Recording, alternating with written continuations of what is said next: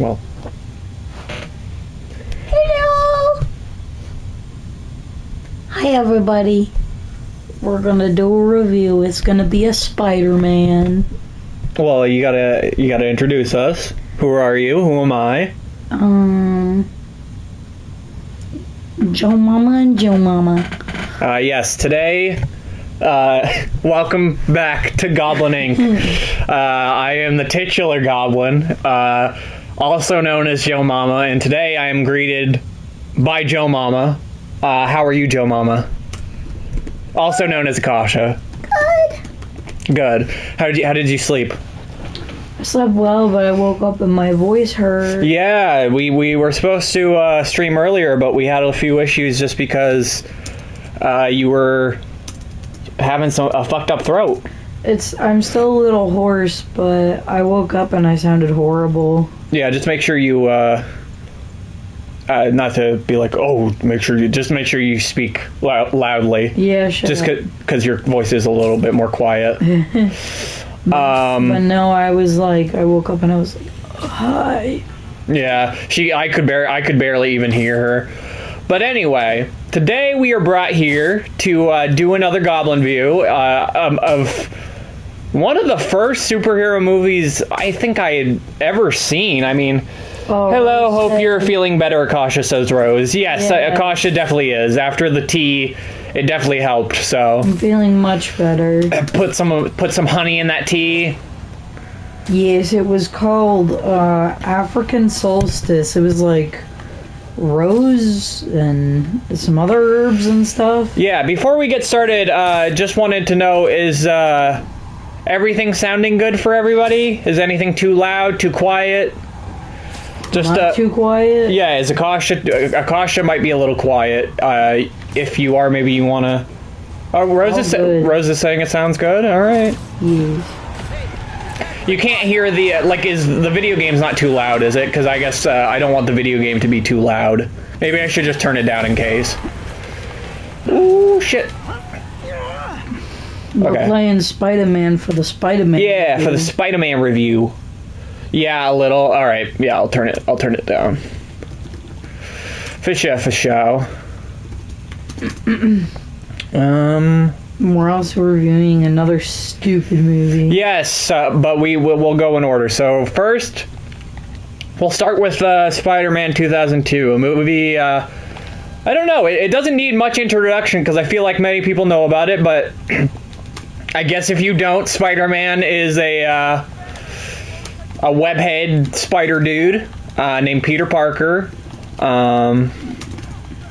And he's just a superhero. He's just how would you describe Spider-Man? He's like I guess he's like the most pure superhero, right? Because he's a kid. Oh, Rose said she hasn't seen it.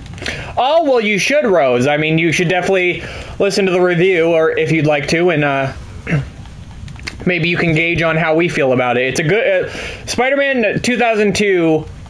I guess I'll let you start, Akasha. Is it good? Do you like it? It's pretty good. Yeah.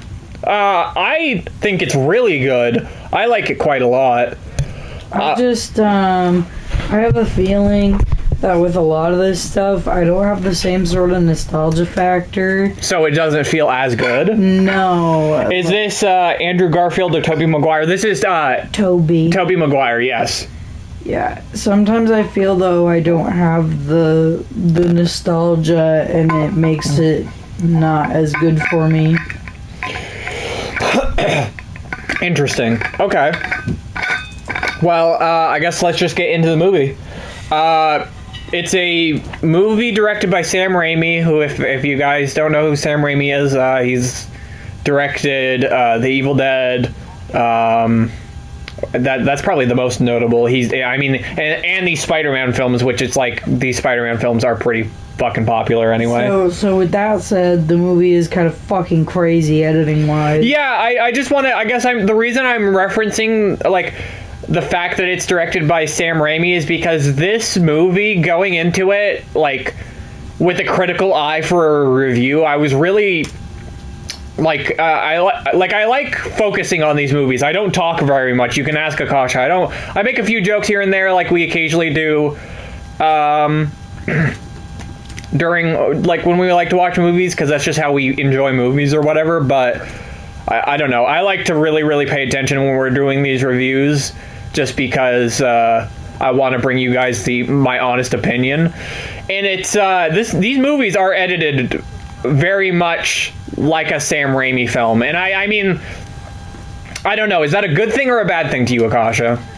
I think it's a good thing. I think that, honestly, my opening... Oh god, I don't remember how to play this fucking game. my opening statement about this movie is it's unique in, like, that it is directed by Sam Raimi, but it's not unique in that it is, like, the base formula for all the Marvel movies to come. Yeah, I mean, but is that the fault of... That's not the fault of the movie, that's just the way you feel? Looking in retrospect. Yeah, I guess so. But, I mean, you say that, but we were discussing last night... I looked at you and I said, do you even think Disney would even make a movie like this? And you said no. Like a superhero movie like this. And I don't think they would either. So it's like, it's hard to say. It's like, yeah, of course it's kind of like the archetype of the now superhero movie just because it's an early superhero movie. But I don't really think it fits what a Marvel movie would be nowadays. I think maybe I need to amend my statement and say I do think they would make a movie like this. I don't think exactly going this crazy, but I think they make this sort of movie every single time because they took this humor from that movie and they were like, that's it, this is Marvel humor. You know what I mean? Yeah. Yeah, I know. I get you, Rose. What did she say? Well, if this kicked off the formula, it couldn't have been following the formula, because the formula is the movie. Yeah, exactly. No, you're right. I'm just saying in retrospect, like, well, you see where the formula came from. Mm-hmm.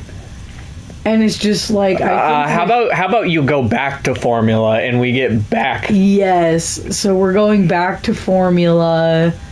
The Green Gobbler is the villain of this movie. Yeah, well, okay, let's get into the plot, I guess. So the movie starts out, we've got Tobey Maguire as Peter Parker. Oh, Rory, you're popped in for a second. Oh! Hi, Rory.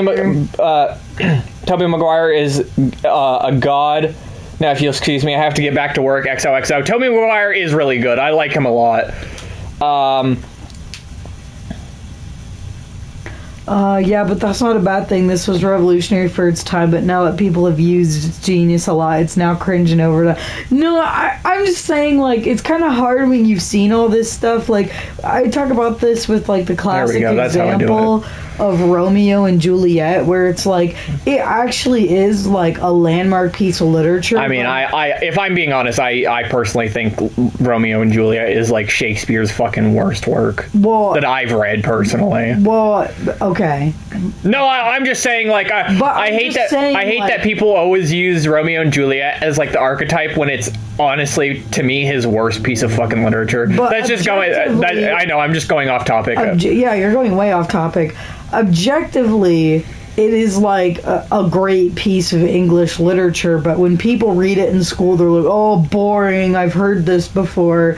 And it's like, you've heard it before because there's so many movies that use the fucking archetype of Romeo and Juliet, so it doesn't make it bad, but it makes it bad in your mind because you've seen this so many times that it kind of gets a little boring. And you can't help that because you can't go back and, like, change that you have seen it or not seen it. Yeah. Yeah, you do gotta separate the work from its derivatives, but I feel like that's just not how the human brain works sometimes. Oh, well, I mean, I don't know. I can do it pretty well. Yeah, I know. You're just a god, huh? I'm not saying that. I'm joking. I'm not saying that one bit, but, yeah, that's in an ideal world. Yeah, it would be ideal if everybody can do that, but not everybody can, I guess. Yeah. I don't know. But anyway, back to the review. We've got Tobey Maguire as Peter Parker, and he's late for the bus, bro. And he looks old as fuck. Yeah, so... The problem is, so the cast of this movie is that, like, the main three members of, like, the teenage cast is, quote-unquote teenage, is Tobey Maguire, James Franco, and Kirsten Dunst. The first shot of Kirsten Dunst in the movie, she looks 30 years old. Yeah. And she looks 30 years old throughout the rest of the movie. There is never any point where I looked at her and was like, that's a 17-year-old. Mm-hmm. That's or that's an 18-year-old. Not to shit on Kirsten Dunst, because Kirsten Dunst is very pretty. Tobey Maguire doesn't fit it either. I think the only one that kind of fits it the best is James Franco. Yeah, James Franco looks the best for it. But he's also the worst actor in the movie. Yeah, he's so it doesn't really matter. Yeah. But so we have all these 30-year-olds getting on a bus to go to school. Well, Peter Parker's late for the bus, though. Yeah. Yeah, and it's just like we go through like this whole thing of Peter Parker's a loser or whatever. And he is a loser. I want to beat him up. I want to, Do you want to beat him up? I want to make him cry. Yeah. Yep. How do you do, fellow kid? Yeah, basically it does feel like that kind of. Yeah. No, I gotta be honest, like, looking back on these movies, Peter Parker is kind of... Sorry, I was just drinking water. He's kind of an obnoxious person. In this movie? A little bit, yeah. You think... Yeah? I think that gives him personality, though. It does. It makes it so that there's room for character growth. Yeah. And I think that's what makes this movie, like, so unique is, like, compared to other, like, stupid Marvel movies and stuff, is, like... Peter Parker is whiny, and he makes a lot of fucking mistakes in this movie, and it's like more than just like mistakes that get Uncle Ben killed. You know what I mean? And I mean that's, you know what I mean, though? That's really fucked up, though. It is fucked up, but we'll get to that.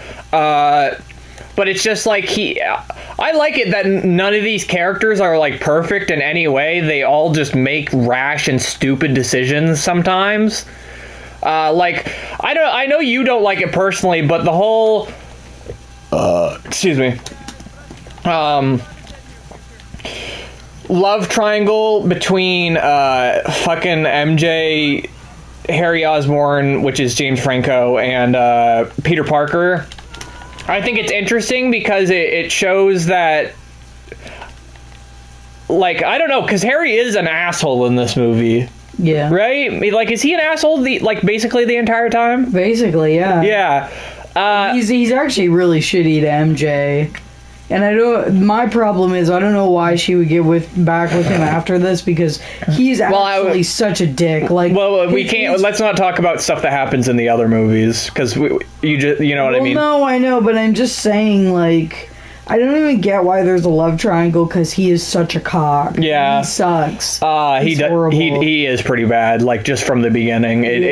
I will be honest. It would make more sense if he just wasn't such an asshole, but... So, basically, Peter... Rose said, LMAO, I love obnoxious main character. Yeah, but I think Tobey Maguire does it really well. I think I feel like if it was... I don't know, a lot of actors would make it annoying, and he would probably not be a good Peter Parker. I've been wrestling this idea... It's going a little off topic from the review, but it's an idea I keep thinking about just in the concept of Spider-Man movies that I want to talk about. I noticed that it's hard to... I'm trying to like exactly like how I would word this. All the actors that have played Spider-Man, they ride a fine line. Like, for Tobey Maguire, I don't think he's the best Peter Parker, personally. I think he plays a really, really good I don't know. Or no, I think... No, he plays a really good Peter Parker, but not... I don't know what... He plays them both well, it's just...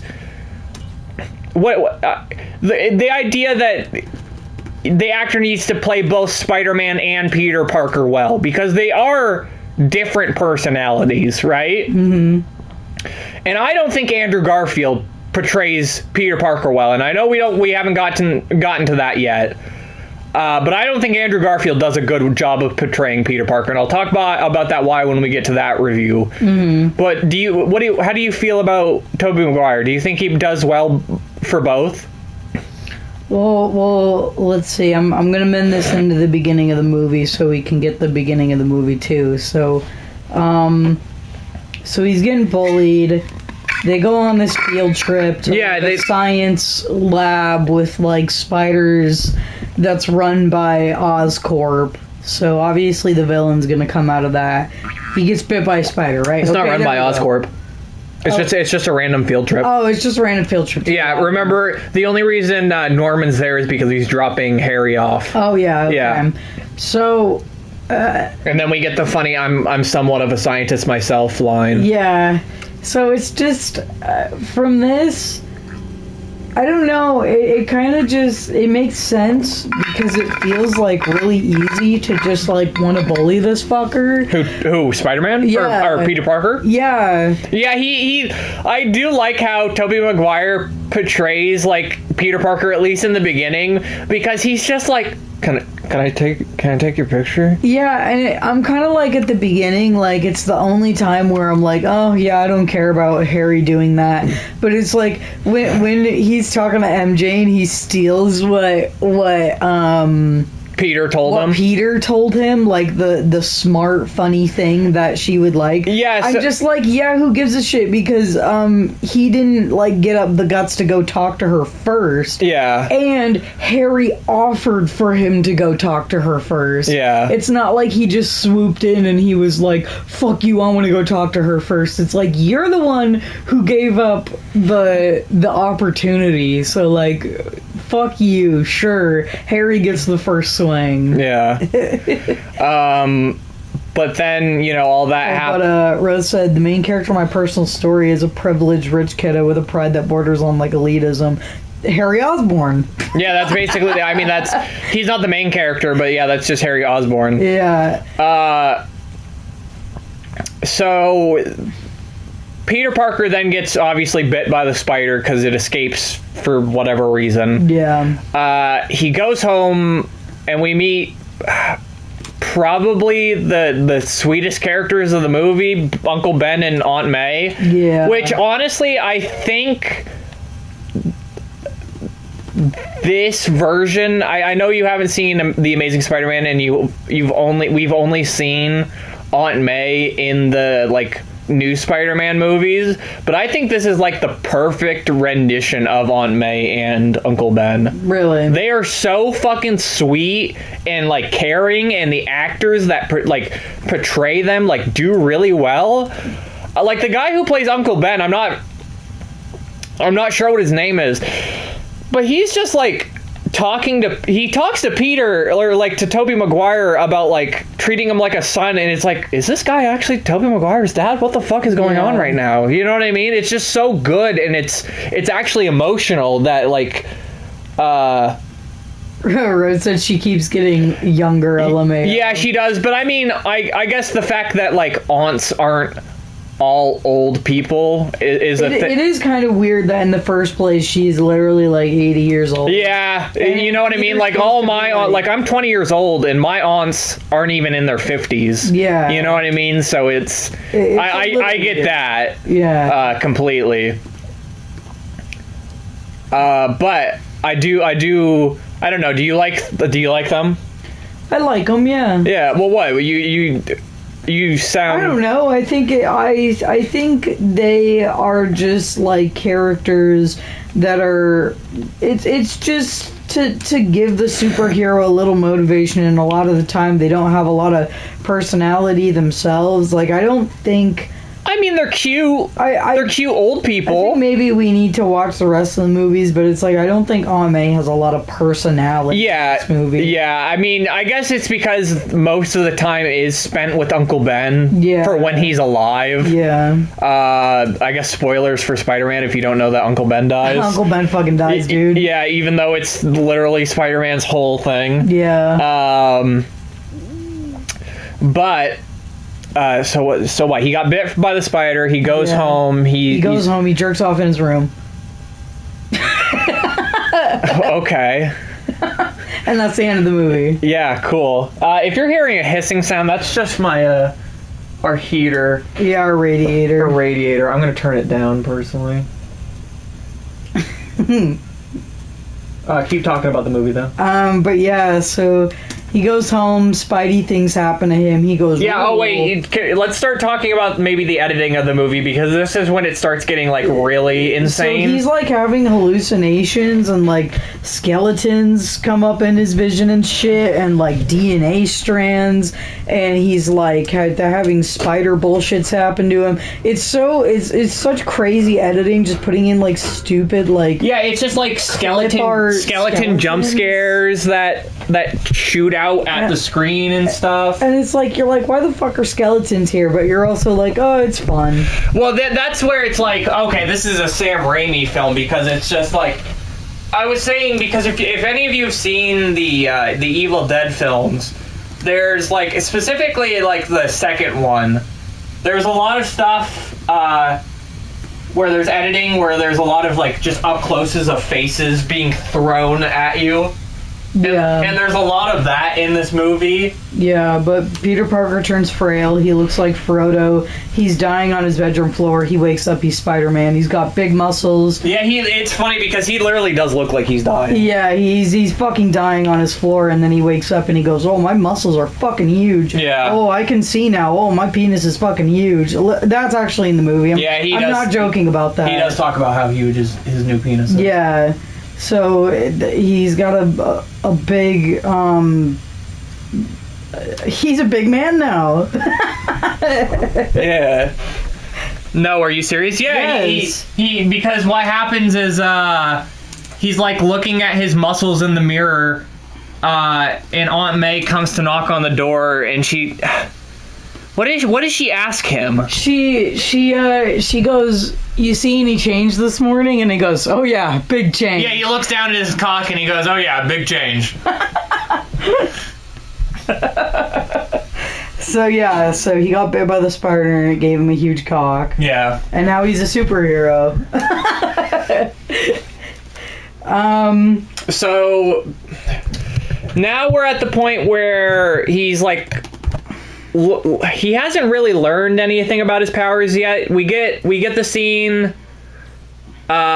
He like goes to school. You know that some weird things happen. Like MJ trips with her lunch, and he catches it, which is a real fucking scene. I know a lot of people know this fact, but there's a scene in the movie where he catches her lunch. Like it's like a bunch of food items, and they land on the tray, and they're like, and you're like, oh, okay, that's just that's CGI. That's CGI, or it's because there's plenty of CGI in this movie. For early 2000s, it's kind of surprising how much CGI there is. Yeah.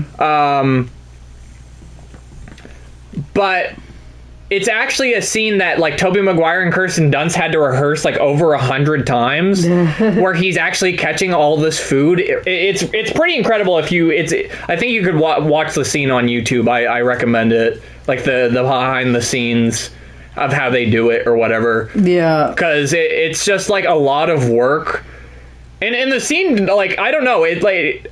I feel like it doesn't need to be there, but it's like it's cool. Yeah, it doesn't. A little extra nice thing. Yeah. Fucking his bully gets hit in the head with the lunch tray because Peter Parker accidentally launches it at him with a spider web. Oh, okay, yeah. Let's talk about another, not issue, I guess, just something that bothers me. Something really fucked up. That bothers me in this series is Sam Raimi looked at Spider-Man and he saw. I guess it makes sense. It really does what he does, but it's just fucking gross. So Sam Raimi, I know this is like why he did this. He was like, how can I turn Spider-Man into like more of a spider? And he looked at the web shooters, which are like a mechanical thing that shoot webs, and he was like, okay, we got to get rid of those. So now Tobey Maguire has like weird wrist veins that shoot the web out, so the webs come from his body. Yeah, and it's gross, but it's like, it makes sense because, like, spiders obviously can produce web. I fucking actually hate it, though. Especially with all the scenes where they're, like, showing, like, oh, the transformation, and it's, like, going into his blood cells and stuff. Yeah. And I'm like, ew. Fucking actually gross. Yeah. That is disgusting. I don't know. I think it's a lot... It's interesting. It's interesting for sure. It's interesting, but I hate it. Okay. I don't like it. Like, at do you all. not think you don't like it one bit? Even, No. like, minus your hatred for how gross it is, it's not even, like, fun in an interesting way? No, especially also since I've read Marvel Zombies. Oh, yeah. I guess... I don't want to say that. What happens with that? Yeah, but because we will... If you know, you know. We'll probably talk about a review. We'll probably do a review for that comic, honestly. Yeah. If you know, you know. Anyway... But he starts to learn, he learns he can climb up walls and shit. And then there's a scene that's really funny where Peter Parker's taking out the trash in the middle of the night. And MJ lives next door. I guess we should have prefaced that, but she's always been like the girl next door. The girl next door, which I want to say I actually hate this because she's like the beautiful special redhead. Also, the girl next door. Also, she has no personality. Yeah. Anyway. It's just nice, but a naughty heart that's pure. What was I gonna say though? About the MJ scene. Oh yeah, she lives next door, but she lives with like abusive parents, and it's just this fucking like, I know it's not meant to be funny, but it's just this hilarious scene of the parents being like, you fucking dumb bitch, you don't do nothing, and they're like shouting as loud as they can and shit, and like it's like it's just so over dramatic and shit. And then it's like she storms out and she's like, oh, did you hear that? And Peter Parker's like, no. But it's just... Oh, Rose said, you know my babysitter's a vampire. Of course I know my babysitter's a vampire. Anyway, this scene leads into... the reason I'm mentioning this scene more specifically is because it leads into a huge plot point where Flash, which is the bully who Peter Parker beat up earlier by accident... I guess we should have mentioned that he accidentally beats him up. But... I guess it's because Flash tries to beat him up first, so it's fine. Yeah. But either way, Flash shows up because he's dating MJ or whatever, and he's got like a new fucking sports car convertible or some shit. I gotta say, before we get into this plot point of where the movie goes to next, I need to just say, I love you, Sam Raimi, but I hope whoever did the costume design for MJ's outfits never fucking works again. That's fucking... No, I'm joking, obviously, but oh my god, they make her look like a 7-year-old girl in some of the outfits. It's so fucking weird. Yeah. Like, there's, like, weird, like, tight crop tops, and it's like, she's supposed to be, like, 17, but it's Kirsten Dunst, so like I said, she looks like she's 30, but she's, like, wearing this skin-tight fucking, like, crop top and stuff. It's very weird. And they've got, like, bunny patterns and shit, too. It's very odd. It is odd. At least when she becomes, like, an adult, I guess. Because there is, like, a time skip later, a little bit, when she becomes, like, a quote-unquote adult. After they graduate or whatever, she wears like actual outfits, I guess. But when she's like a high schooler, to portray she's like the pretty girl, she just wears like really weird outfits and stuff. It's very odd. It is odd. But anyway, I just want to say that because in that scene specifically, I'm pretty sure she's wearing like a weird like fur coat with like a tank top and a mini skirt or something like that. Yeah. Anyway, but this, Peter Parker sees the new car, and then he's like, oh, fuck. I need to get a car. I need to get a new car then. So she'll think I'm hot. So so that she'll want to be with me. So he looks in the ad for the paper for the cheapest car he can find, and it's for $3,000. And lo and behold, in the same fucking part in the newspaper, he finds an ad for wrestlers that can stay in a fight event for wrestlers to be in the ring with a certain like wrestler named Bonesaw for 3 minutes. And he's realized he has these powers now, so he's like, okay, yeah, I could probably do this. So he makes his first version of the spider suit, which is just like a red ski mask with a tie-dye shirt that has a spider logo on it. Yeah. Which I like it. It's stupid. And then, okay. Oh, yeah, then we get the...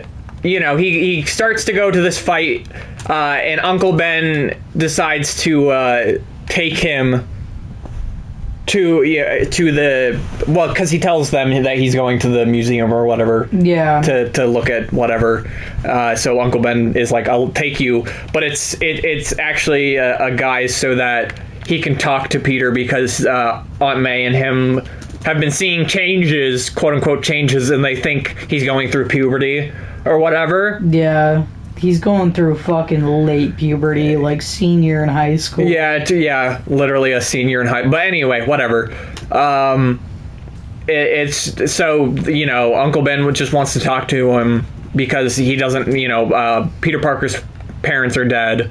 And Peter goes, fuck you! Yeah, basically, This is why I'm saying Uncle Ben is, like, one of the sweet... Because the actor does a really good... like monologue here about the great power comes great responsibility stuff, and just when Peter does respond, he's like fuck, he basically says fuck you without saying fuck you. Yeah, he said fuck you, Uncle Ben. Yeah, and then storms out, and just the look on his... slams the car door. The look on his face, he just looks so sad. You know what I mean? And that's just like acting at its finest for me. I think it's just really good. Yeah. Rose said I was about to say puberty, isn't he supposed to be 18? I know boys grow late, but yeah, I don't know, it's weird. I because it's like they're supposed to be like 17, I think, all of them. Yeah. In this beginning part, and there is a flash forward where they're like 18 at that point. Yeah, like they just graduate. Yeah, they graduate, and then there's like a flash forward where they're all moved into the city of New York, because they all live in like the outskirts, I guess. Because they're constantly talking about, like, oh, what are you going to do after you go to college? And they're like, oh, well, I want to go... Or when you go to college, and they're like, oh, I want to go into the city. Yeah. But anyway, so... Queens, right? Yeah, I don't know. They never really say it's Queens in this. Yeah, they don't say anything. Yeah, they don't really go into specifics about where they are in New York. It's just New York. But Spider-Man goes and wrestles. Yeah, Spider-Man goes to wrestle. Bonesaw. Also, he's played by Macho Man Randy Savage. Hell yeah. Yeah. Bonesaw is ready. Rest in peace, miss you, Macho Man. And also in the scene is the fucking talented Bruce Campbell, who is the main character known as Ash in The Evil Dead, so he has a cameo in every single one of these Spider-Man movies. Yeah, the famed mayor of the Cloudy with a Chance of Meatballs town. Yes, that too. But he's the ring announcer, and I really like it just because he's the guy who gives Spider-Man his name. Because Peter Parker comes up and he's like... about to introduce him or whatever, and he's like, what's your name? And Peter Parker says the human spider. and fucking Bruce Campbell's like, that's a fucking terrible name. Yeah. And he names him Spider-Man. And this is how you know that Peter Parker is a big fucking a big bitch, because they open the curtains for him to walk out, and then he looks at the producers of like the fight, and he's like, that's not my name. I'm not going out. You didn't say my name right.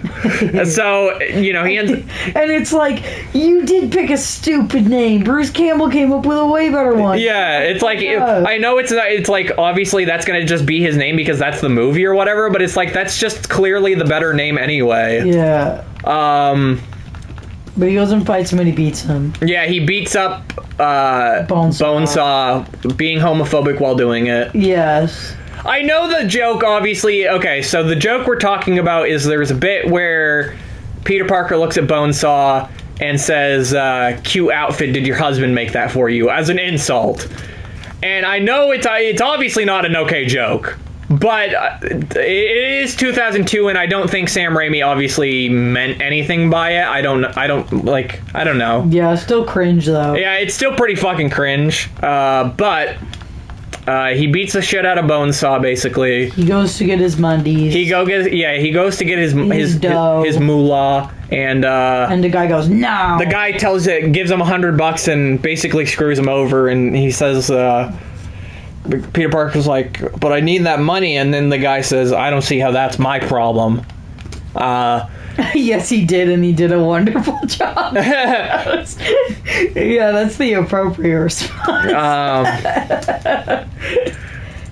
And then a big bad thief. Yeah, as soon as Peter Parker exits the room, a guy with a gun walks in to the money booth and steals all the money. And as Peter Parker's waiting for the elevator, he runs down the hall, and Peter Parker lets him go into the elevator. Yeah, he lets the thief get away. Because it's just like the guy who just fucked him over, and the guy's like, you just let him steal all my money, and Peter Parker then says, it's not my problem. I don't see how that's my problem. Yeah. Quickly to go down the elevator to find Uncle Ben has been shot. Yeah. By the, I mean, it's not revealed to us as of yet. It's supposed to be like a reveal, but the guy who he let go killed Uncle Ben. Yeah. And it's his fault. Yeah. Which is really fucked up. And he looks down at Uncle Ben, and Uncle Ben goes, Spider-Man. No, literally all Uncle Ben, his last words are Peter, and then he fucking dies. I know. Which, like, it's so fucked up because I thought that there was a conversation, and you know what? If this was a Marvel movie, there would be a conversation.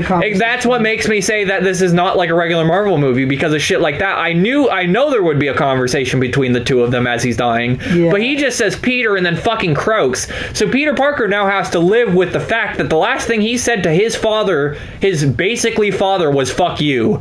Yeah. Like his father who actually cares about him. So it is really fucked. It's very sad. Tobey Maguire does he's crying like a fucking baby. It's a very emotional scene. So then they flash forward. Well, no, they don't flash forward yet because... Flash forward now. No, because Spider-Man... quickly leaves Uncle Ben. Spider-Man goes and beats up the guy. Yeah, he leaves Uncle Ben's rotting corpse on the sidewalk. That's fucked up. And he goes to hunt down the guy who did it. And he's gonna kill him, but he decides not to. He basically does kill him. I mean, not really, because he just lets go of the guy, and then the guy trips and he falls backwards out of a building. And dies. I say my hammer is coming down as the judge. Spider-Man killed that guy. How? He killed that guy. How? Come on, he put him in the high-intensity physical situation to let him trip back forward, like, literally on the ledge. Hey, the guy did pull a gun on him, too. Remember? Because he beat the shit out of him. So this is how the scene pulls out. The guy... Spider-Man, finds him. He starts beating the shit out of him. And then the guy's like, I'm sorry. I don't understand. And then he starts pleading for his life. And Spider-Man is like, okay. And then he pulls a gun on him. And Spider-Man disarms him. And that's when he trips backwards. Yeah, and Spider-Man kills him. But not, like, if he does, then it's not intentionally. No, it's not intentional, but he did kill him. I really... That's where I'm putting the hammer down. I don't care. Move on. But, like... It's 10 years later. Okay, he didn't murder him. Anyway. Then we do basically get the flash forward. It's been, like, 4 months, basically. A couple months. Yeah, like 3 or 4 months. Morally, maybe, but not legally. Yeah, maybe morally, but yeah, definitely not legally. Yeah. Especially, like, he could totally claim it as self-defense, especially if he's it's a high-intensity situation in the sense that guy just also pulled a fucking gun on him. You know what I mean? Yeah. Okay, whatever. Move on. Yeah, anyway. So we get to Harry and Peter now live in an apartment together. We haven't really talked about Norman very much. Should we? I guess we should. Well, yeah, Norman's Harry's father. And Yeah, so Norman Osborn is the main villain of this movie. All you need to know from the beginning He's played by Willem Dafoe. He's played by Willem Dafoe. He loves Peter because Peter's a little smarty. He shits on his son because his son's not a little yeah, smarty. he kind of...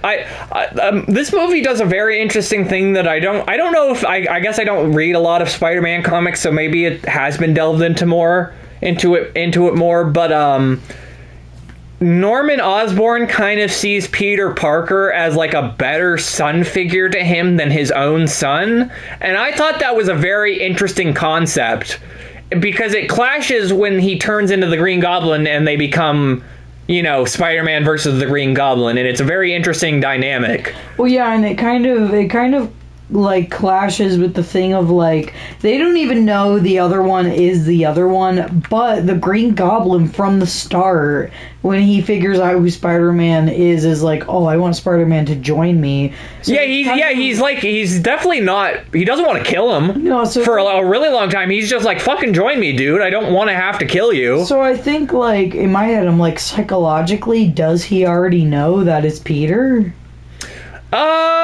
Like deep somewhere, you know what I mean? Maybe. I don't know. I feel like in this movie, like the people who are close to Peter all kind of know that it's Peter. You know what I mean? Yeah. Because Aunt May definitely knows. Yeah. You know what I mean? She just like throughout the movie, she just gives like sly little smiles to stupid bullshit and stuff. Yeah, and it's just like, you know, she knows. Yeah. And it's like Mary Jane, I think, figures out by the end of the movie. At least it seems so. Yeah. But in the meantime, what has happened is Willem Dafoe runs a company called Oscorp. Oscorp got in a stupid machine. We gotta filled his nostrils with farts, and he became the Green Goblin. You're rushing it.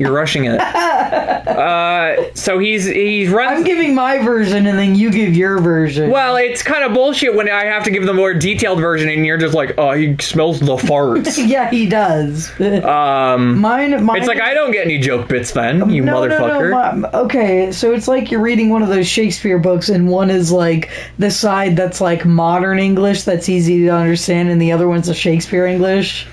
That's what this is. Okay, anyway. Whenever I think of Green Goblin, I just think of that meme. Which meme? There's a lot of... Yeah, there's a lot of Spider-Man memes. But, is it the one with his ass?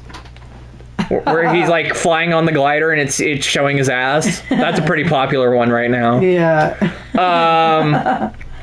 But, so basically Oscorp is going under in this universe, which is very interesting too, because that's not usually the case in most universes as well. When I've seen Spider-Man's Oscorp, it's usually like the leading manufacturer of a lot of things, but in this universe they fucking suck apparently. Oh, it's the one with the 4 villains. Oh, the 4 villains and the 4 members of the Sinister Six just grimacing. Yeah.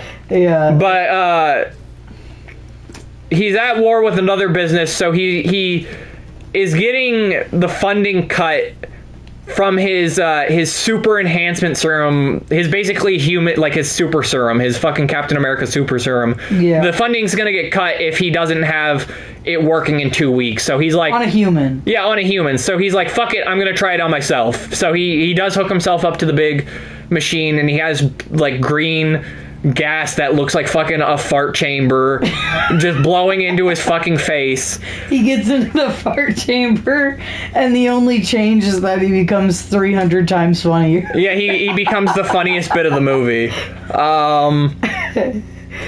And he screams in that guy's face, and he goes, back to formula. Yeah, so he basically breaks out and he kills his business partner, and he goes home. And another very interesting decision made by Sam Raimi is the Green Goblin and Willem Dafoe, or Norman Osborn. Norman Osborn does not know that the Green Goblin exists. And for the way through the movie. Yeah, like it's a Jekyll and Hyde situation. He doesn't even know that he's the one. Like the people who die around him and stuff, he doesn't have any fucking clue. Yeah, because he goes and like bombs the other company. Yeah, he like literally kills all of his company, or like every competition he has. The people in his company at some point decide to like sell the board, and he decides to kill them. I mean, that turns everyone into skeletons. Yeah, that's a little bit later, but we've just been missing so much of his stuff that I wanted to talk about it. A little catch up on Norman. But yeah, they portrayed as Jekyll and Hyde, and I think it's done really well. And I think that's just because Willem Dafoe is giving it 180% as he usually does. What do you think? Oh yeah, Willem Dafoe's great. Yeah, He's the best part of the movie. I'd say either him or J.K. Simmons. It makes me super sad that he's not in the next movie. Yeah. Rose said, except Jekyll knew full well what he was doing. People seem to leave that part out. Well, yeah, I guess like a lot of people like to portray it now, though, is like that they're two separate things that sometimes they don't know about and stuff, you know. Yeah. But yeah, so the Green Goblin's been doing that. The Green Gobbler. Mary Jane's been dating Harry, and that's been going like shit, basically. Because he's an ass. Spider-Man saves her a couple times, and he gets really jealous. Do you want to talk about that phone call scene that really pissed you off? There's just the phone call scene. Yeah, so after the first time Spider-Man saves her, she's like instantly infatuated with Spider-Man. Yeah, and so Harry is on the phone with her, and it's a one-sided conversation. We can't hear her. Yeah, so he's basically, you think he's incredible? You think, like, talking about Spider-Man, you said he's incredible. What does that mean? And he's like fucking crying, he's weeping, tears are coming out of his tear ducts. He's freaking the fuck out because fucking Spider-Man saved her. Yeah. And I mean, she is weirdly infatuated. Well, I think the reason that she's infatuated from the start is it's because it goes along with the fact that I think the people around Peter know that he's Spider-Man internally. Yeah. You know what I mean? Because later on in the movie, she talks to him. I mean, I guess, no, we'll talk about that later. But the phone call just goes more to show he's just a piece of shit. At the end, did you say the part where he's like, I'll buy you things? I'm going to take you out and I'm going to buy you something tomorrow? Like, I'll buy you something. I'll buy you something. Like, to make you feel better. He literally says that. Rose said, where else would tears come from? When you said tears from his tear ducts. But yeah, so Spider-Man saves her once. Am I missing anything so far? Where are we at? I don't think so. I think we're to the part now where the Green Goblin goes to the event. Yeah, well, okay, he makes the proposal, we should talk about the proposal he's made to Spider-Man. I guess we should, because at this point they know of each other and stuff. They fight.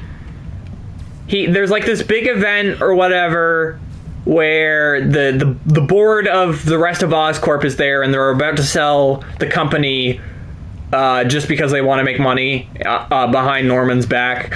And he shows up as the Green Goblin and eradicates them and turns them into fucking skeletons, and it's pretty fucking funny. Yeah, like actual skeletons. Yeah, like they actually just like eviscerate into skeletons and then fall apart. And he almost kills MJ, and then Spider-Man goes, "No, you're not killing MJ," and then they fight. Yeah.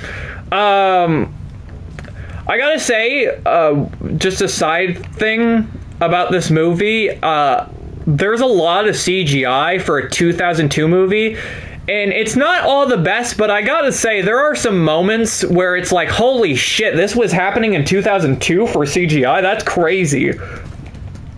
And, it's just, I don't know, I know it gets, like, better and stuff, too. It's just, I'm glad it doesn't, it's like, not just shit on The Matrix, because I fucking love the Matrix movies, but the CGI in that, those came out only like I'd say like the first one only came out, I think, 3 years. 1999. Yeah, 3 years before Spider-Man 2 and not Matrix 1, Matrix 2. That came out after Spider-Man 1, and the CG in that looks even worse than the CG in this movie. You know what I mean? So I'm just very appreciative for like almost 20 years it's been since that movie came out. Isn't that fucking... And I was born and I grew up with that movie, and I am like I'm older than the movie, but I'm almost the same age. Like that's crazy. Yeah. Kudos to the animators. Yeah, seriously. I know a lot of money. I know like a lot of money went into them too, just because it's like Sam Raimi was already a super successful director at that point, and it's Spider-Man is like the most... is and was, I think, at the time still the most popular Marvel character.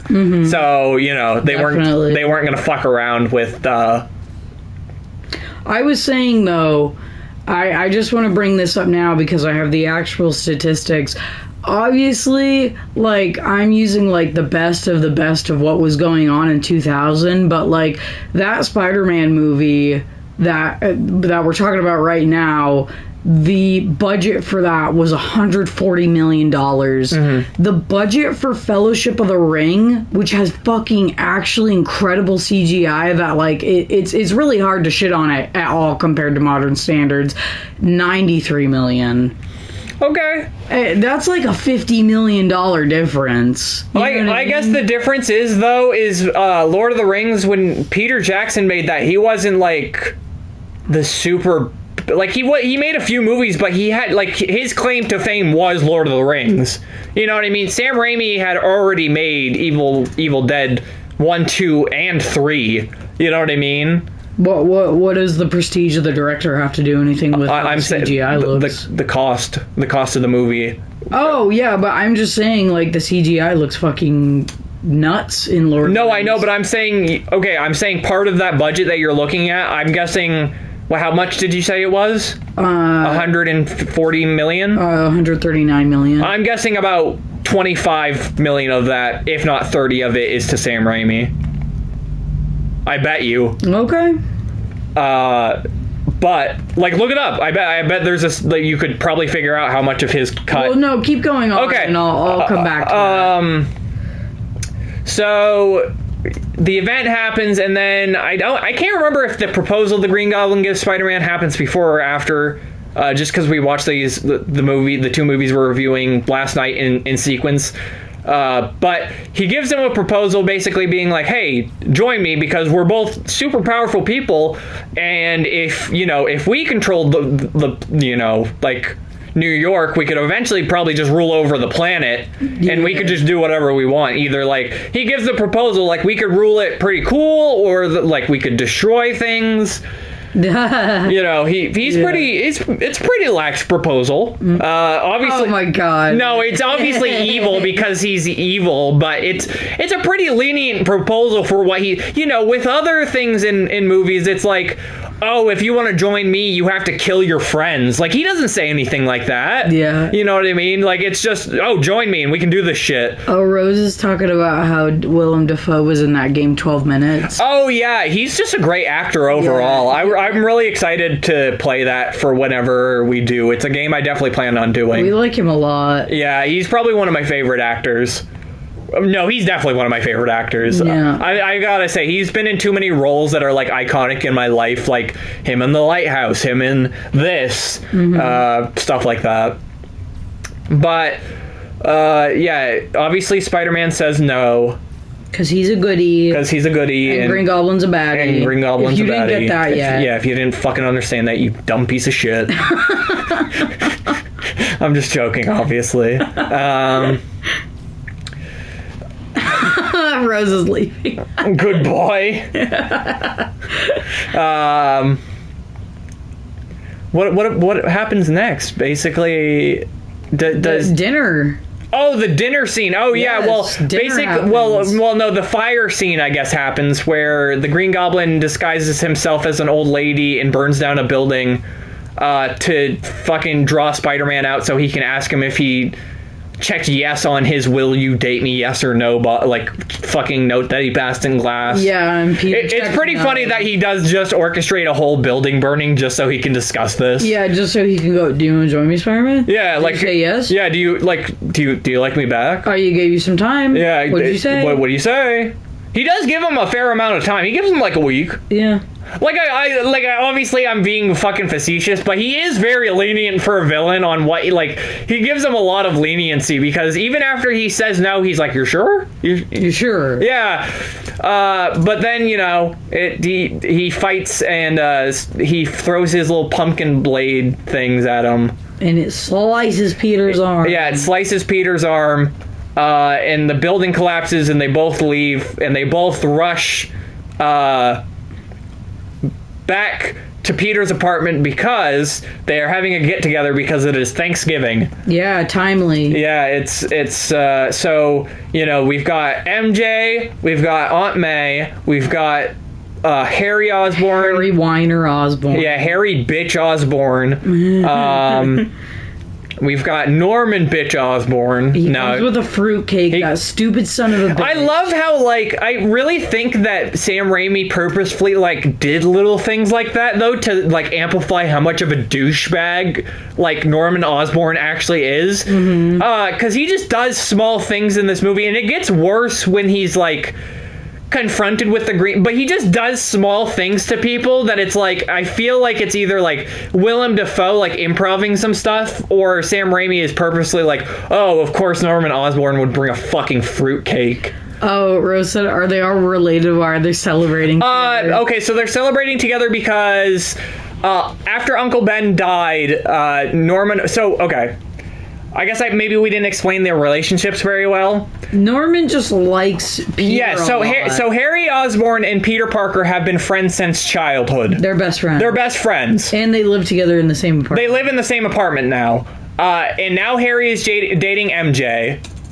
So they're all just meeting because they're all connected in that way now. Mm-hmm. And Norman really likes Peter. Yeah, Norman really does like Peter. He legitimately thinks of him as a son. Yeah. I know, I guess you could be oh, well, it could just be the Goblin speaking, but no, he treats him very well throughout the entirety of the movie, even without the weird stuff of the Green Goblin. Yeah. You know what I mean? So it's, yeah. And after Norman... No, Harry. Norman's son. No, Harry... Yes, Harry is played by James Franco, and he's Peter's friend. Norman is Norman Osborn, which is the Green Goblin. Which is Harry's father. Yes. Yes. Sorry, it's hard when you haven't seen the movie, right? Yes, yeah. But I think that should be good. I hope that straightens it out. Yeah, Willem Dafoe is the father of James Franco. And he is the Green Goblin. So, okay, the Green Goblin, we'll just call him the Green Goblin and Spider-Man. The Green Goblin shows up... With a fruitcake. And the Spider-Man hasn't showed up as Peter Parker yet, because he's getting late from the battle they literally just had. My favorite part about this is the teens beating up these dads. Yeah, it even happens in the first Tom Holland Spider-Man movie. Yeah. Beating up her dad. Yeah, we'll talk about that, though. So we get into the dinner scene, which is... this movie's filled with so many iconic scenes. I didn't mention the Spider-Man kissing MJ scene, but that's totally iconic. I'm sure that's one of the most iconic things I think that has ever happened in any superhero movie ever. Yeah, that shot of them in the rain kissing while he's upside down. I'm sure you have even seen that, Rose. Yeah, it's very reminiscent of Shonen. Lots of teens beating up dads. lots of superheroes, especially when they're. I mean, I don't know. It makes sense for since Peter Parker is a teenager, it's for him to have stuff with dads and stuff. It makes sense. Mm-hmm. It's it makes less sense if it was Captain America having daddy issues. It's you know what I mean? Yeah. Not saying Captain America can't have daddy issues, but the Thanksgiving scene. Yes. So this is another iconic scene where they hear a rumbling upstairs and they think Peter's home. And it is Peter, but he's in the spider suit, so he's hiding on the ceiling. And they all go upstairs to like look, and Willem Dafoe is looking around, and he turns around, and a drop of blood from the cut falls and hits the ground, and Norman Osborn, also known as the Green Goblin, notices it. And then it's like, it's just so tense. It really is. It really is tense, because he's looking around the room, and it's like, you kind of see...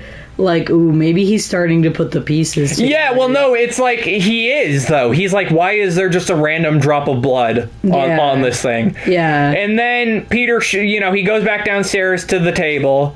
I want Cap to beat up a dad. Cap. I want Cap to beat up my dad. Doesn't he beat up a dad? Isn't Baron von Zemo like a dad in that movie? I don't think so. Oh, I thought like his wife died or something. I don't think he has children though. Oh, okay. Whatever, off topic. But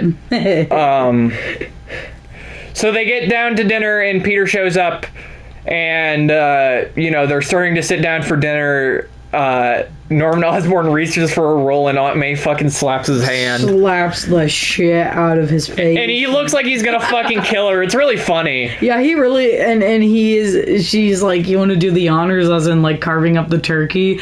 And he just takes the knife and smiles He starts sharpening the knife and, like, licking his lips really menacingly. Yeah. A lot of people like to shit on Spider-Man 3 because it's goofy, but these movies are fucking goofy as shit. Yeah. There is so much comedy in this movie. It's like, I don't know how people think Spider-Man 3 is like the goofiest. Literally, like, watching that scene where he looks like he's gonna kill her is like watching fucking American Psycho.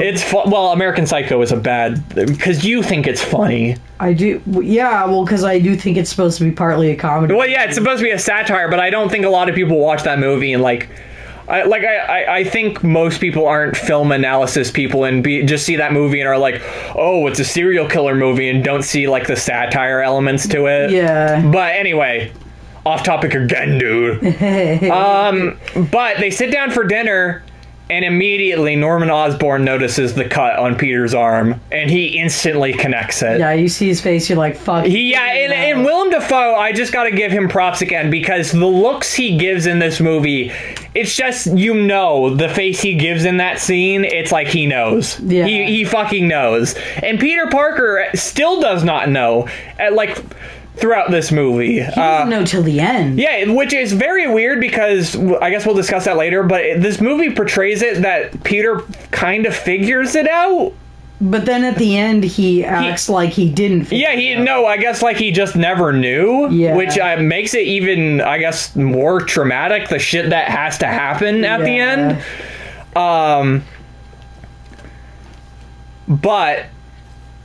he instantly leaves, and I guess we didn't talk about these, but all of the scenes where Willem Dafoe is acting basically now is by himself, where he's just talking to himself in both a regular, like, pleading voice and then a creepy, like, this is the Green Goblin voice. You know what I mean? For Rose, I saw you love Lord of the Rings. It's basically just Gollum. Yeah, he's like Gollum. Yeah, but I mean, not exactly like him, obviously, but it's just a back and forth between himself. It's very, like we said, Jekyll and Hyde or whatever. The mirror scene is really good, though, where he's, like, turning around and, like, changing. His face literally does, like, a full cartoon, like, villain smile. It's like, I don't even know how Willem Dafoe musters that fucking smile. Yeah. But it's evil. It's like the purest evil smile he could possibly give. Yeah. And he just decides that he has to kill Peter Parker. Yeah. And by doing that, he needs to first make him want to die. And he does that by fucking breaking into Aunt May's room and giving her... I think this is so fucked up. He doesn't even kill her. He just gives her a heart attack. He scares her so fucking badly that he gives her a heart attack and she has to go to the hospital. It is fucked up. It's so fucked up, but it's like really... It makes him scary. It's like a regular villain would just be like, oh, okay, I'm gonna like kidnap this person and hold them hostage or something. But no, he just gives her a heart attack and fucks off. Yeah, he just flies the fuck away. Wow, that's evil? Yeah, it's evil. So then Peter goes to the hospital and sees Aunt May in the hospital bed.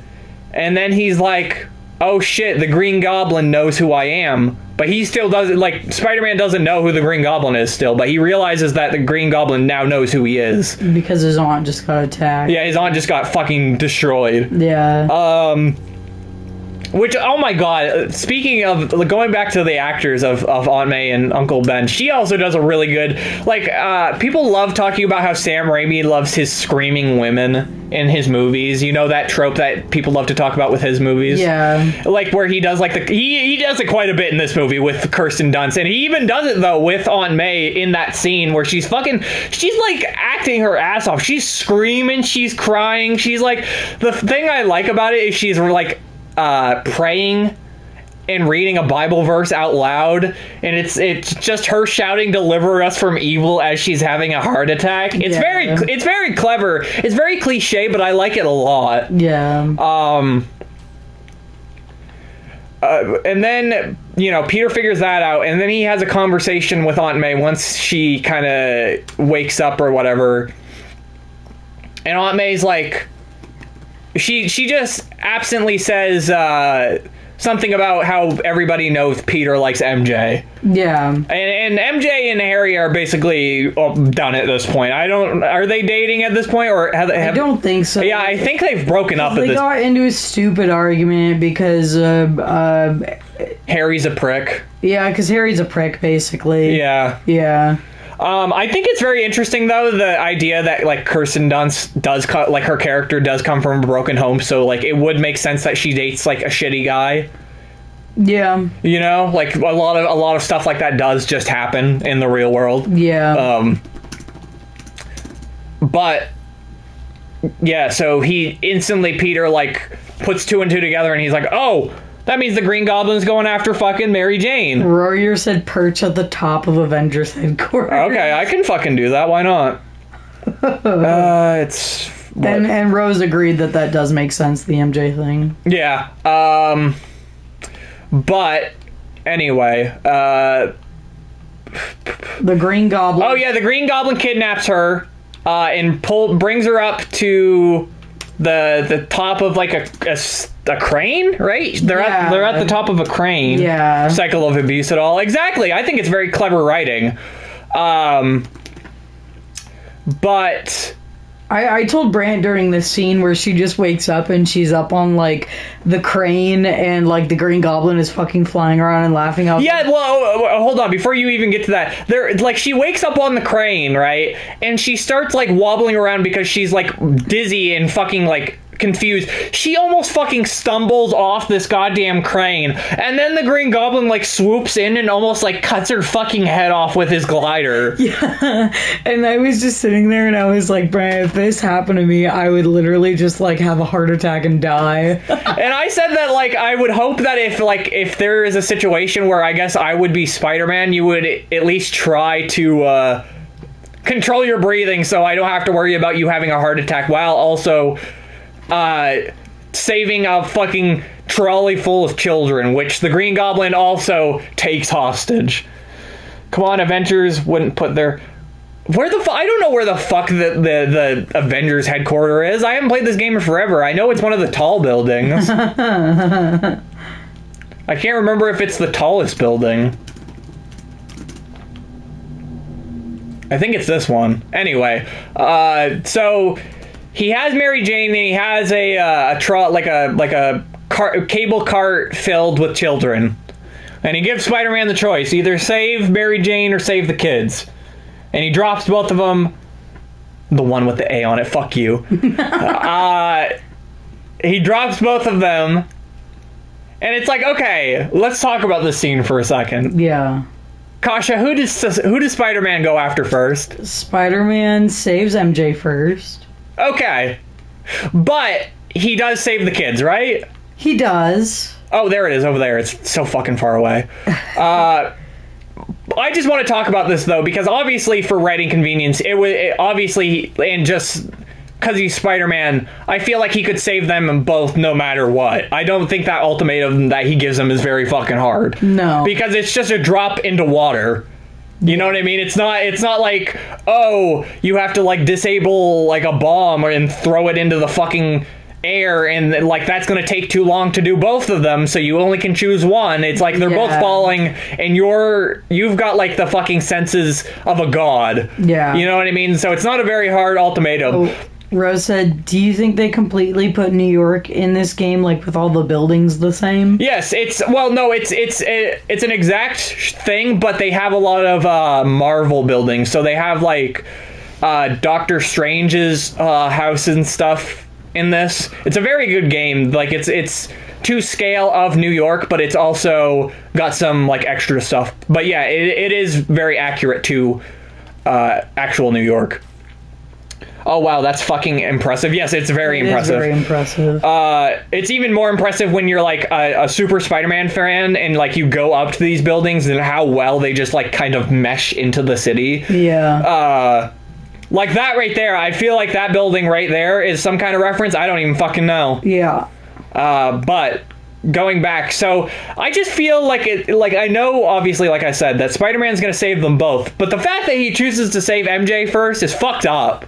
How do you feel about that decision? It is fucked up because it shows he cares. Well, I don't know. Maybe it's just showing that like he doesn't have his priorities straight as Spider-Man yet, because he'll literally like sacrifice like 20 kids. Yeah, it's one like woman. Yeah, it's literally like not even just like it's so many kids. It's a full like I think they're like a Boy Scouts troop of kids.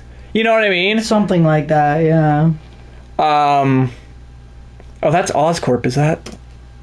Rose said it definitely is what a teen would do. You're right. I kind of am not mad at it. No, I don't think... I guess we'll have to see once we do a review of the other movies to see if he maybe makes better decisions, because I don't fully remember myself. Yeah. So... We'll see as we go on. But... It's like... It is fucked up. Yeah, we are on a journey. It's fucked up that he does it, but it is very interesting of a decision. Mm-hmm.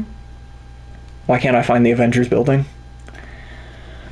But he saves them, and then he's like, fuck you, Green Goblin. Yeah, so... And they go to the cemetery, and they duke it out. Yeah, so basically he saves them both in this... Oh, well, actually, there's a scene I like to talk about.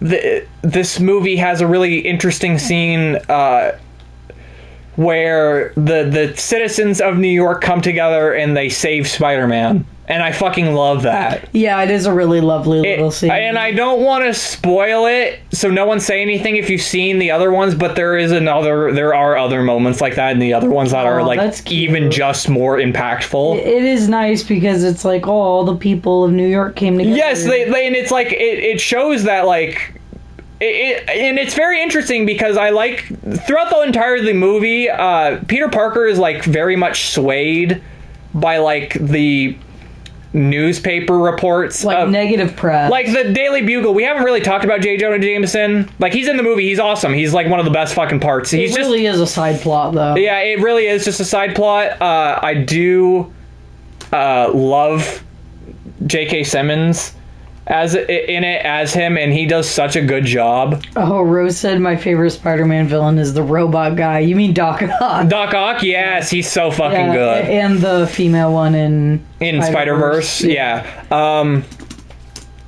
But what was I gonna say? Like, the bad press really gets him down for Spider-Man. Yeah, it really does, and I do like the idea that at the end, he kind of is like, oh, you know, they do care. He gets that moment where he realizes, you know? Yeah, like, the people do like me. Yeah, and it's a really emotional moment. This movie's filled with emotion. Like, when the New Yorkers come and, like, save him, I was curious if you've already unlocked that trophy. I hadn't. Like any teen, honestly. Yeah. No, it's very interesting because it's kind of ahead of its time with like the kind of non-social media commentary on it, you know? Yeah. But yeah, it's nice. But I like how J. Jonah Jameson is portrayed in this universe. He's a dick, but he cares.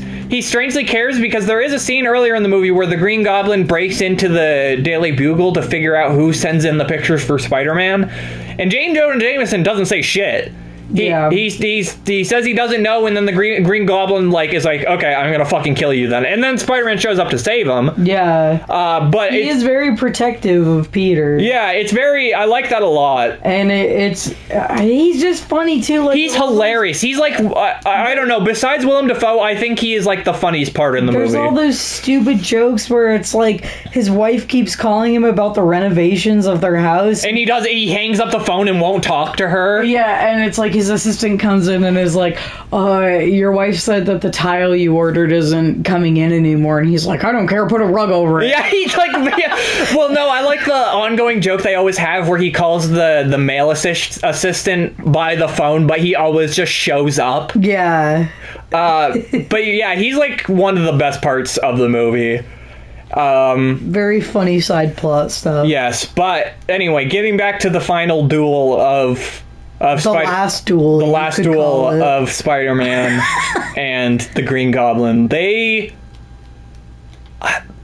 I want to say they fuck each other up, but I gotta just say the Green Goblin fucks Spider-Man up like the entirety of the fight, basically. Pretty bad. And then Spider-Man gets like some good punches, and the Green Goblin says something like he's gonna kill Mary Jane or some shit, like really slowly, and that gives Peter the motivation to kick his ass or whatever. But then, you know, they're both bruised and battered. Fucking, I think one of my favorite things of any superhero is when their fucking costumes get destroyed in battles. Yeah. And Peter's costume is basically nothing. Yeah. Like, you see his face. He has no face mask anymore. Like, you see his fucking chest. Like, he's fucked up. He's completely fucked up. Oh, Rose said about that cathedral earlier. It's very pretty. It is. Yes, it was very pretty. Yes, this game is gorgeous. Yeah, I definitely will play through it like from the beginning. It's just a good background game to have when we're talking about Spider-Man. We're talking about fucking Spider-Man. But you know, he does. So they beat the shit out of each other, but then Norman faints a moment of. Because he's just the Green Goblin at this point. He's no longer Norman Osborn. But he fakes and he goes, Peter, I'm not the Green Goblin, I'm Norman. He goes, I'm Norman, you wouldn't hurt me, you've been like a son to me. And as this is happening, he calls for his glider to come stab and kill Peter in the back. To come chop Spider-Man in half. Obviously, Spider-Man, having his spider sense, realizes this and does a backflip over the glider, which in turn the glider then plunges into the Green Goblin and fucking kills him. Yeah. He before he dies, he looks at Peter and he makes him promise that he won't tell Harry. Well, he doesn't make him promise. He just goes, "Don't tell Harry." Well, yeah, but I mean, like that's his last dying wish, and Peter abides by it. Yes, Rose. Of course, this fucker actually calls himself the Green Goblin. Well, no, he gets named the Green Goblin by the newspapers. Yeah. Yeah, but he doesn't he goes with it. Yeah, he doesn't really give a shit. Because he just wants to fucking murder and be successful, so it doesn't really fucking matter to him. It doesn't freaking matter what he's called now, though, because he's freaking dead. Yeah, but he promises, with his last final wish, is that Peter not tell Harry about what he did. That he was the Green Goblin. Which, in all honesty, I don't even know how Peter would explain that to him. I guess maybe... Yeah, Harry probably wouldn't even believe it. Yeah, I guess maybe just show the suit. I don't know. But Peter Parker / Spider-Man then brings Norman's dead body to his house and rests him, in his bed. Yeah. And Harry walks in and finds Spider-Man and instantly thinks that Spider-Man killed his father. Yes. And Spider-Man gets basically no time to explain because Harry pulls a gun on him and then he has to leave. Yeah. So the movie ends where we're at Norman Osborn's funeral and Harry Osborn swears revenge on Spider-Man. Is thankful that Peter is in his life.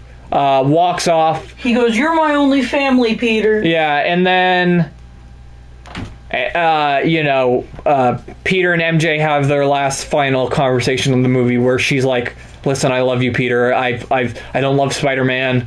There was only one person I was thinking of when I was in danger, and it was you. Stuff like that. And he goes, I don't fucking like you anymore. No, that's not true. It's very clever because throughout the entirety of the movie, the people he loves does get fucking brutally hurt. Like, Aunt May, suffers a heart attack. Uncle Ben fucking actually dies. Like, Norman Osborn, even though he was a piece of shit, like, he was really nice to Peter. Yeah. And he was, like, kind of a father figure in weird ways to him. So he had to fucking, like, die too, you know what I mean? So it's just, like, Peter realizes that he cannot date. He doesn't want to have Mary Jane in his life because he's afraid of endangering her. Yes. And that's basically how the movie ends. That's the ending. Clap, clap, clap. Yeah. I don't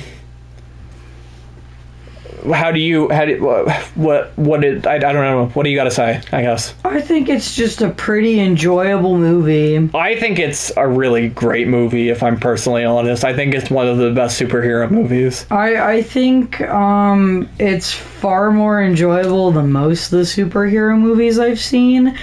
But it's just like, I don't know, after watching some really good stuff, like Into the Spider-Verse and stuff, it just, I just don't think it's, like, as good as that movie. I'm just curious if you're gonna like Spider-Man 2, because everybody does say that's the best one, and it is the best one. Yeah.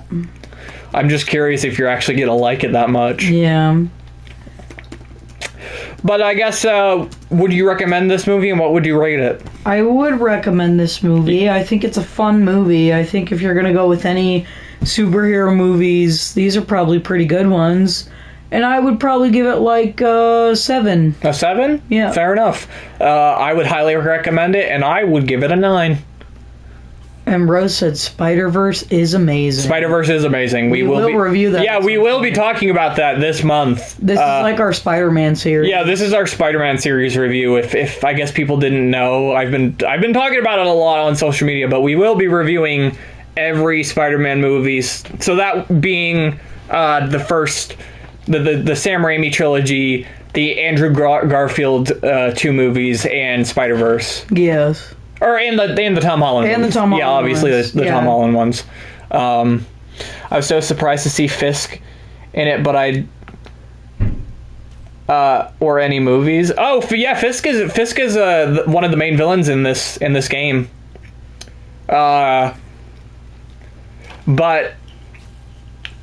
I guess, should we take a little break and then we'll talk about superhero movie? Yeah, we're gonna take a break, and then our next section is we're gonna talk about, like, basically the parody movie of the movie we just reviewed. Yeah, so a little preference for the movie we're about to review. It's a movie that came out in 2008. It was in the vein of like the movie's made by the 2 of the 6 producers of Scary Movie. It's like a parody of the first Spider-Man movie, with a few other elements of some other superhero movies. with stuff like that. But I used to watch all that shit when I was a kid, and watching this, I instantly got reminded of it, and I thought it would be a very interesting companion piece to do, since it literally is just a parody of this movie. Yeah. Because Fisk was in Jessica Jones, I think. Yes, Fisk was in Jessica Jones, I'm pretty sure. I want to fucking watch Jessica Jones. The thing is, I do too, but I just feel so disheartened because it's just all canceled, you know? What do you mean? The shows. Oh, like they didn't finish Jessica Jones? No, because all those shows are canceled. Aww. They've been canceled for like 3 years. Well, I didn't know that. I don't keep up with this shit. Yeah, that's why people have been like hopeful that like Daredevil and shit will be in the new stuff. Aww. All right, but yeah, we'll give everyone a little break. Yeah, it's just more like a pee break, so we'll still be here. I'm gonna run an ad real quick. Stuff like that. So if you gotta get some water, if you gotta pee, all that fun stuff. I will be right back because I have to pee. I'm gonna run that ad. Do you need to do anything? I just gotta go to the bathroom real quick. All right. Oh, okay, the ad's running. So.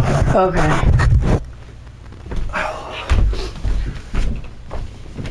You having fun? I am having fun. Yeah.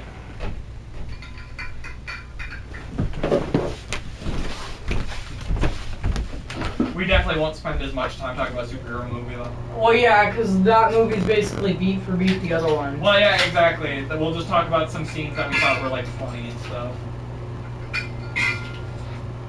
Things we liked, things we didn't like.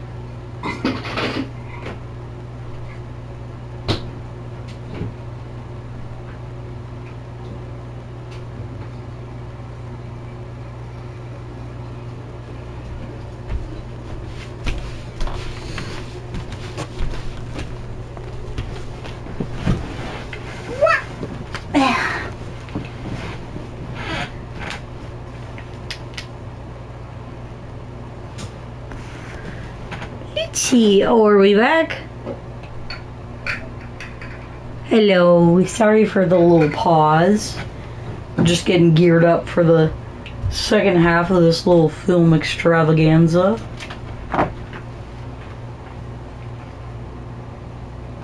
I'm all good though. We're just waiting for Brant now. Davey's here too. Davey is the Spider-Man villain Black Cat. Is Black Cat a villain? What? Is Black Cat a villain or a hero? She's an anti-hero. She's literally the exact same as Catwoman. She's like a romantic interest for the superhero while being a Catwoman. She's literally a cat thief, and she like helps him while also doing dastardly things. Oh my god. Yeah. They literally just ripped that off then. Yeah, they did. But well, I don't know which one came first. Was it Catwoman or Black Cat? I'm not sure. Probably, I'm guessing Catwoman. For the second half, since we're not, this movie doesn't actually have a fucking Spider-Man skin. Let's what skin would we like? This one's pretty good. I like this one a lot. I like the Power Rangers one. The one that you saw down there. Yeah.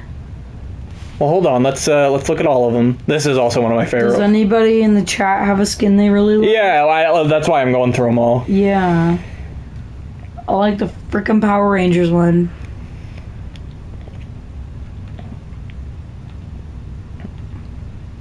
We got that one's cool. Oh, that is cool. My little lippy hurts. Your little lippy hurts? Mm-hmm. We have chapstick over... No, it's because I have a pimple, like, right above it. But this one? You like this? Yes. Yeah, you want this one? Yeah. Alright, let's do it. Okay. Holy shit, that looks so weird. I love how they can incorporate... Bless you, though. Bless you twice. I love that they can incorporate so many styles into... It looks like anime in real life. Yeah, it's so... That's cool. Anyway... So now we're getting into the second half where we're going to discuss superhero movie. Yes. There's not a whole... Like, we're not going to go through the plot because it's basically the same as the Spider-Man movie. I guess it stars Drake Bell, sadly. And he's probably the worst part of the movie. Akasha? Yeah, probably. He's not terrible, but... Well, it's like, he's like the least funny. Yeah. I don't know, it's just because he's so, like, okay, so Kevin Hart's also in this movie as, like, his friend. The girl he likes is named Jill Johnson, right? Yes. And I just want to say, though, before we get too deep in, this is literally, like, almost a shot-for-shot recreation of... like the first Spider-Man movie and a little bit of the second one. Yeah, I mean, it only has like one bit of the second one in it for some strange reason. Yeah. But so it's just the same. The only difference is like he gets bit by a dragonfly instead of a spider, so he's called the Dragonfly. And it's funny. He has like super durable skin. He's supposed to be able to fly, but he can't because he doesn't believe in himself, which is a whole plot line in the movie. I don't know. Do you want to take lead on this? This is your first viewing of this movie. Oh my god. Well, it's just like the only really highlight of this movie is that there's a couple like really funny jokes. Yeah, like, okay, I guess let's talk about it as a parody movie and not, like, discuss the plot, because the plot literally is the same. All we can discuss is the jokes. Yeah, so is it a good parody movie? Kind of. Kind of. Okay, why kind of? Because it's like, there's some really funny jokes, so you're like, at least it's funny. But I was telling Brant this last night, the problem with parody movies, in my opinion, so this is just my little speech here, is that, like, they just want to recreate things scene for scene and, like, character for character, almost name to name, actually. And it's just like, well, that's supposed to be the joke, you know what I mean, though. But it's not really funny. No, I know it's not, but, like, I'm just saying that's supposed to be the joke, is like, oh, it's like Peter Parker, but it's not Peter Parker, it's Rick Raker or whatever his fucking name is. But it's like, it's just like, to me, not being creative. Oh, yeah. And the pinnacle of what I was saying was, like, a good parody movie is like Austin Powers. I think we should really do, like, an in-depth Austin Powers review, and then, like, fucking love Austin Powers. Yeah, because, well, like, Austin Powers is basically, if you guys haven't heard it, it's like it's a Mike Myers movie that makes fun of, like, James Bond films, but it doesn't take from it. It, like, takes tropes and stuff, but it's not based on any of them. It's like its own original thing. That's the thing, is like, it takes the tropes and it makes its completely own story. Well, based on those tropes. What blows my mind is, like, not to get crude about this, but a fucking porn parody is more unique than these fucking comedy parodies. Like, a porn parody of, like, a stupid Marvel movie will have, like, so many characters that, like, just because it's not, like, licensed at all, so they can just use, like, oh, this is fucking Venom, fucking Black Cat, or some stupid shit, you know what I mean? Yeah. It's just, like, stupid bullshit like that. Stupid parody movie we watch where it's like, oh, it's the dark jokester. Yeah, well, it's like there's a joke there, like, this movie, I think, is at its best when it goes outside of the original stuff, because, like, there's a whole bit where he goes to where the Dragonfly goes to Xavier's School for Gifted Students from X-Men, and there's, like, a whole stupid joke about like, okay, the joke beforehand is a stupid cat fight between... So Xavier has a wife who's also in a wheelchair and bald.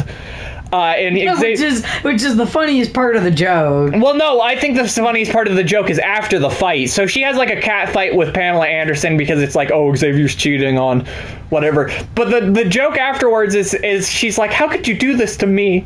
To your kids! And then the kids show up and they're all in wheelchairs and bald as well. And then she says, to your newborn baby! And it's just a fucking baby doll that's bald and in a wheelchair. And then he's like, how do I even know that baby's mine? And then she's like, it can do this, and it blows him out of his fucking chair. Yeah. And, like, that shit's funny, but it's just the problem is that we're literally just, like, dropping the name, being like, oh, this is Professor Xavier. Yeah.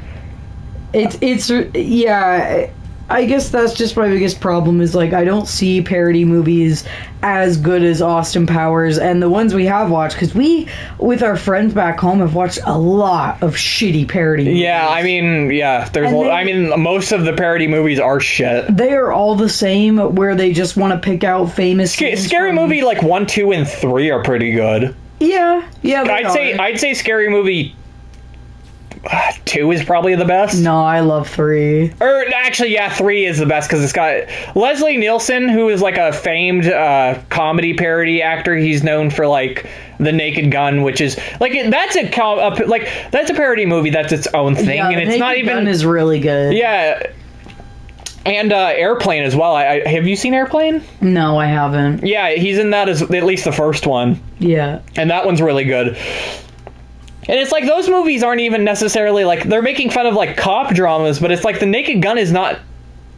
It's like a generic plot that just has jokes built into the genericness of the plot. Yeah. You know what I mean? So I just want to comment too while I'm looking. I went onto my Letterboxd to look at what was the last rating I gave Spider-Man, and it's the exact same rating. So The Spider-Man 2002? Yeah. Oh, cool. So I kept to my guns. I liked it about the same. Cool. As when I watched it a while ago. Probably a couple years ago. Yeah. Yeah. Anyhow, the parody movie. I don't even know really what else to say about it. Do you? I know it's kind of hard. It's like because it's like it's just I wanted to just talk about it because it is just an exact shot, not shot for shot, but it's just pretty close. Well, no, not shot for shot because that would mean that there would actually have to be like editing in this movie. Like the skeleton shit. Yeah. You know what I mean? It stuff like that. It just takes the story beats basically. It has funny jokes that it's like it does the scene with Norman Osborn and the blood, but instead of blood it's piss because he drank a big gulp or whatever. Yeah. It's like fucking stupid, but it's funny. I don't know. There's like a fart joke that lasts like 20 minutes, which is not funny. Like I'm not even joking. I think it's like actually 5 minutes long. Yeah, it's pretty fucking because it's the only fart joke in the movie. And I said to Akasha, I think the reason that it's 5 minutes long is because they wanted to have more fart jokes, but they were just like, let's have Rose. Back. But I was gonna say the reason that they have it all in one big like fucking thing is because they didn't want to litter it throughout the movie for some reason or whatever. Which is great because it's a terrible scene. Yeah, it's a terrible scene. It's not funny. There was a couple times where it was just so late where I was laughing my ass off because not saying that there aren't funny jokes in this movie, there are. There was one you were really laughing at though. There's a stupid one where they go off the fart joke where they're at the hospital. And yes, Jeffrey Tambor, who's an actor from Arrested Development. He plays like a doctor who constantly like confuses patients and does shit like that. And he comes up to Peter Parker and he's like, "How is my aunt?" Because she just got it's the scene where she gets, instead of getting a heart attack, the villain who's known as the Hourglass in this, he sucks like life essence out of people. He just fucking kills Aunt May or whatever her name is in this. Yeah, it's not Aunt May in this movie, but it's the exact equivalent. Yeah. And he says like he's like, how is my aunt doing? And Jeffrey Tambor is like, well, she can't talk, she can't walk, she has no control of her bowel movements. I've already set up a MySpace account under Crazy Shit Machine. She already has 50 friends. Yeah. And it's like that's clever going off the fart joke, but I don't think the 5 minutes of the fart joke is worth it for that 2 seconds of it. It's like the joke is really funny, yeah, but yeah, it's just like it's really there's also just because it's an early, not to interrupt you, but just because it's an early parody movie, there's also a lot of really off-color jokes in that movie. Yeah, there's like one in the beginning about when Peter Parker, Rick or whatever, is going to sit on the bus and he's doing like his monologue like they have from the beginning of the other movie. Mm-hmm. He talks about sitting on the bus and there's just like one girl who asks him to sit and he's like, I'm pretty sure that's not a girl. And it's like, okay, cool. Yeah. Funny. Yeah. There's also another joke at the end where they just make a joke about the Rwandan genocide. Yeah, and Akasha explained it to me because I didn't understand the joke, but when she explained it, I was like, wow, that joke really just doesn't even make sense. Yeah, it's like, it's just mentioning the Rwandan genocide to be like, oh, funny Rwandan genocide, I guess. Like, I don't know what. Yeah, I really don't know what they were trying to go for with that joke either. Yeah. And it's like, it's just like the humor of the movie does not at all hinge on the subject matter at all. It just hinges on whether the writers can come up with a funny random joke. Yeah, basically, yeah. Yeah. I mean, but that's what all these parody movies kind of become, though, is like... Except for Austin Powers. Yeah, well, no. I mean, that was when, that was made during a time when people actually kind of put time and effort. I think, when we stopped giving a shit about parody movies was probably, 2003. Well, I mean, also, like, Shrek movies are parody movies, and the first, like, 2 or 3 are pretty funny. I mean, but they're like completely unique in their own thing. No, though. they totally have their own story, but they're definitely, like, riffing off a lot of different things. Well, obviously, yeah, but that's like saying Ready Player One is a parody movie, kind of, wouldn't it? No, that's just a reference movie. Shrek 2 is awesome. Shrek 2 is the best Shrek. Yeah. I'll fight anyone who says differently. Shrek 2 is the best one. It is. It's the funniest one. But no, literally Shrek is a parody because they're parodying fairy tales. Like, they redo fairy tales. Ready Player One doesn't, like, take the story of Sonic and do a parody of Sonic. True. You know what I mean? Fair enough. Yeah. Either way, superhero movie, would you recommend it? Unless you, I'm gonna say no unless you like parody movies and or you have a group of friends that you can shit on a parody movie with. Yeah, if like, you have a... Do not watch it by yourself. Don't. It's not gonna be fun. Have fun. Yeah, it won't be fun by yourself. I guarantee you that. Unless you're, like, literally 10 years old like I was when I first watched Then it. you'll think it's fucking hilarious. Yeah, then you'll think it's the funniest thing ever, but... Yeah. You know, if you're actually fucking sensible, then don't. I agree. That's about it. It's just like... What would you rate it? On Letterboxd, I just rated it like a straight 5 out of 10. Yeah, I gave it a 5 out of 10 too, because there were some jokes that just made me laugh really hard, but other than that, it was a very mediocre movie. Yeah. Now, back on a Shrek, Rose said it's a critique twist on fairy tales, and I gotta agree. Okay. And I gotta agree that we should watch the Shrek movies. We will. But that being said, that is going to be the end of this review, Goblin Views, on the first Spider-Man and superhero movie. We shall be back later. It'll probably really soon, right? Yeah, probably. Yeah, we're gonna play something. We're just gonna chill out and we're gonna play something. And hang out with all you guys. So make sure that you're here. We're going to raid Critical just because why not? I love you guys. Make sure to keep on the watch out for, another review because it's coming soon. We're going to watch the next one sooner than you think. But I'll see you guys later and bye-bye. Bye. There, that was really good.